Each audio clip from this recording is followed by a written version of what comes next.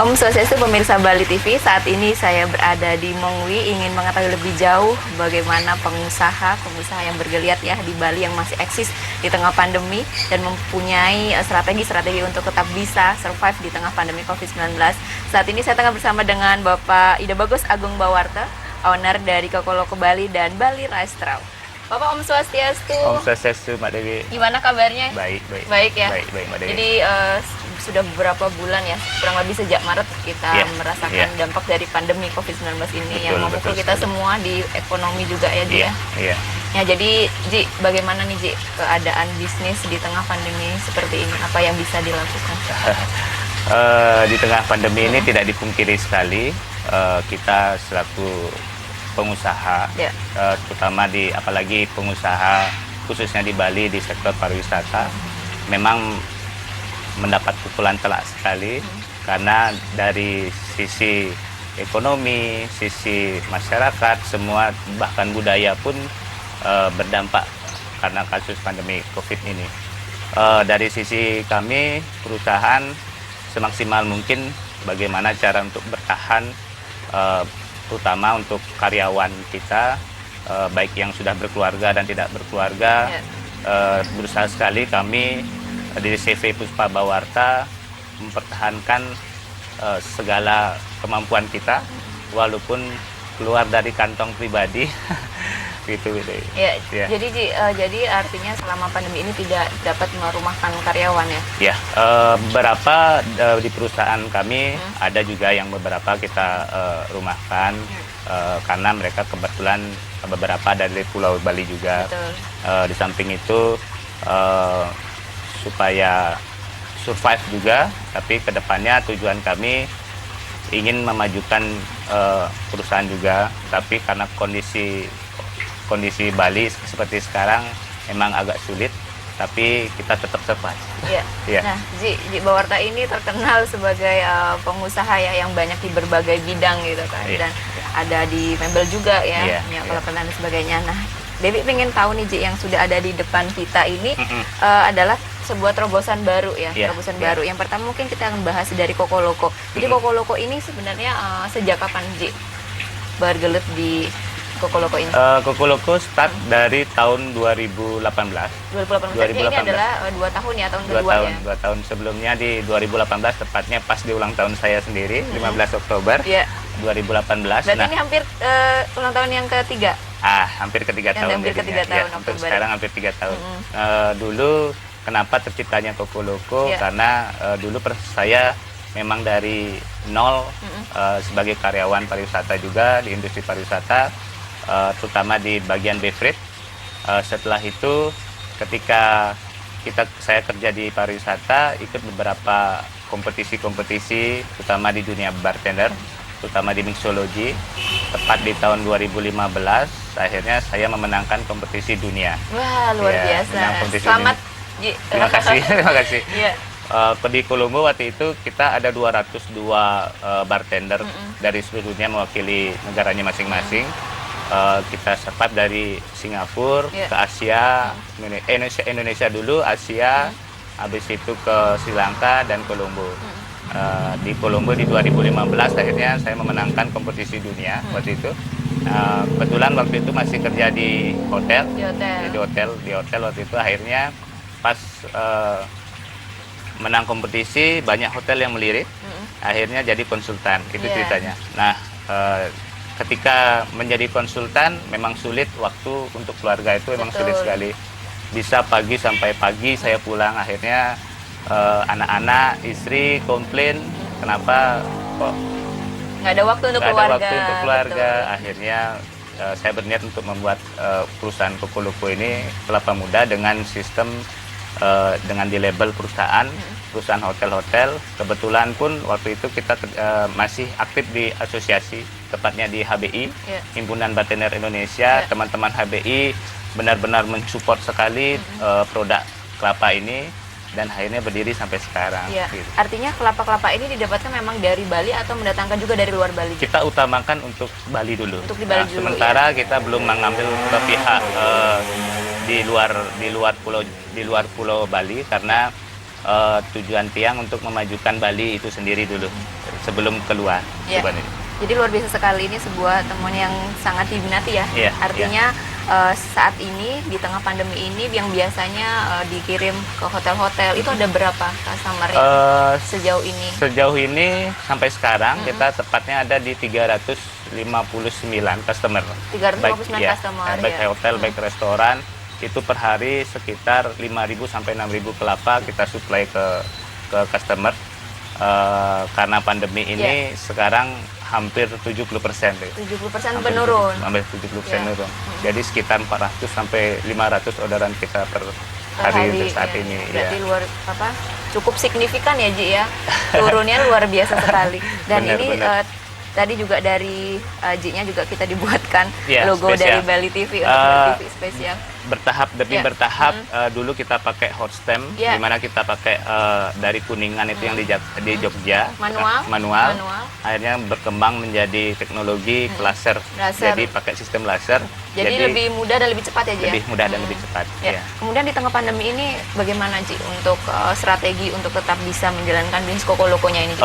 Untuk di Koko Loco kami sih berharap tidak terlalu banyak, karena pengusaha sekarang tidak dipungkiri, baik itu perusahaan yang menengah ke bawah atau menengah ke atas, untuk keuntungan mungkin nomor 2 buat saya. Yang penting karyawan dulu berjalan, mereka mendapatkan haknya mereka, karena saya pikir beberapa karyawan kami mereka berkeluarga semua, jadi sangat benar-benar hati yang berbicara untuk saat ini. Bukan lagi keuntungan besar, tapi kita bicara masalah hati manusia dengan manusia. Hubungan manusia dengan manusia. Berusaha kami semaksimal mungkin, walaupun dari kantong pribadi sendiri keluar, yang penting mereka juga tetap bertahan.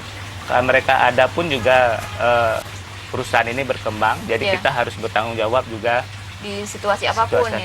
Ya, artinya saat ini di tengah pandemi ini memang kita harus melihat dan berpikir tidak hanya profit ya, tetapi bagaimana strategi untuk bertahan untuk karyawan, untuk biaya operasional.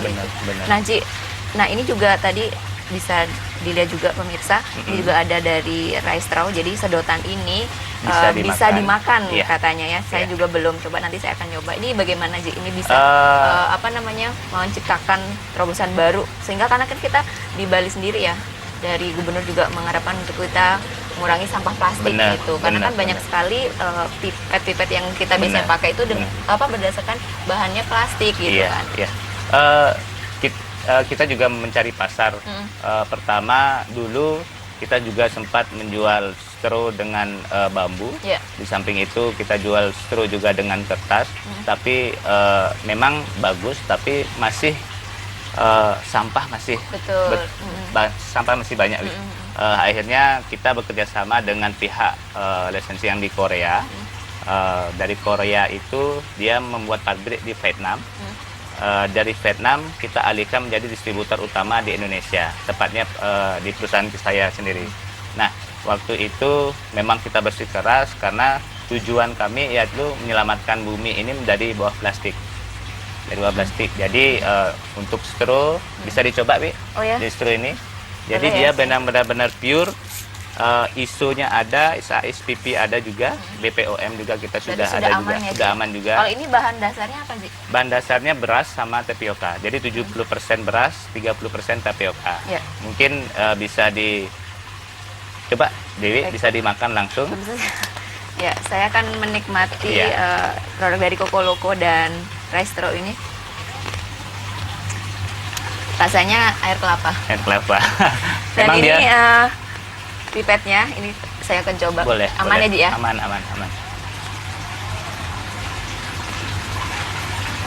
Jadi ini bahan dasarnya adalah beras dan tapioka. Sehingga aman untuk dikonsumsi ya. Benar.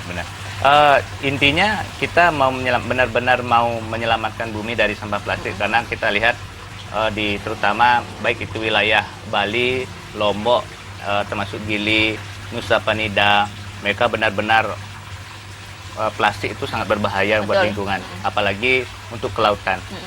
Di luar itu kita juga ada perusahaan Elo Jelo. Jadi Elo Jelo itu yang gelas bisa dimakan dari seaweed juga, tapi sekarang tidak ada karena dia buatnya emang dari manual.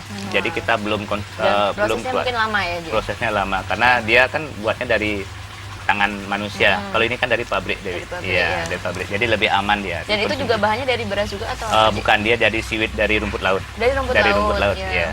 Dari rumput laut. Sedangkan dari stro ini dari beras, jadi aman benar-benar dikonsumsi, tidak merusak rasa minuman.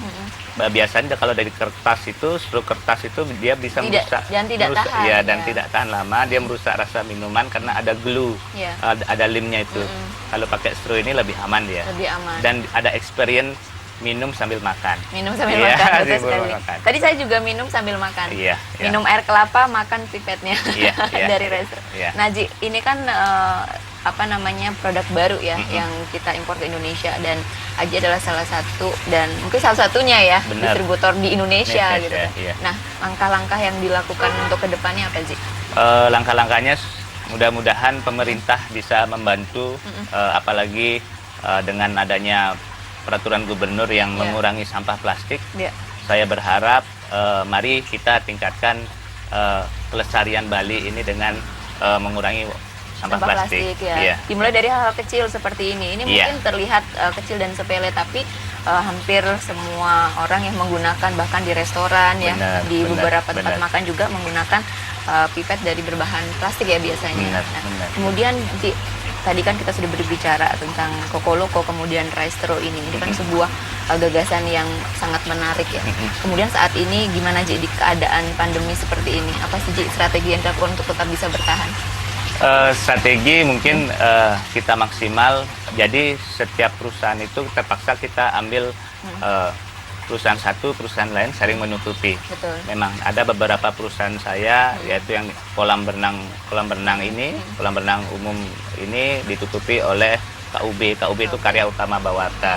Jadi mebel di mebel ditutupi sama di kelapa ditutupi sama si kolam berenang ditutupi sama artinya saling backup ya, itu keuntungan memiliki banyak bisnis aja. Iya, gitu ya. Itu strategi itu aja yang kita bisa. Yang penting karyawan tidak dirumahkan semua. Memang betul-betul kita jaga untuk karyawan, ada mereka juga, ada perusahaan ini juga. Ya, betul. Artinya saat mengajak tidak hanya saat-saat merintis, tapi juga kita juga bisa membantu mereka di saat keadaan seperti ini, karena mereka tetap membutuhkan pemasukan untuk makan untuk keluarganya. Sangat mulia sekali. Makasih, Najib, mungkin bisa disampaikan kepada pemirsa apa sih, Ji, motivasi untuk saat ini tetap semangat terus bergerak gitu, karena kan banyak pengusaha-pengusaha yang down ya karena pandemi ini, karena dampaknya sangat luar biasa.